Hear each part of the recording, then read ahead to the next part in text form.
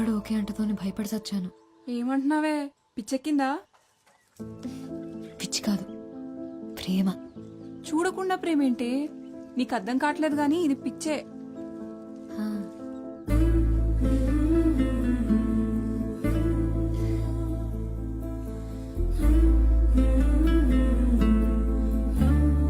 నిన్ను చూడంగానే పారిపోయారంటే అంత భయంకరంగా ఉంటావా?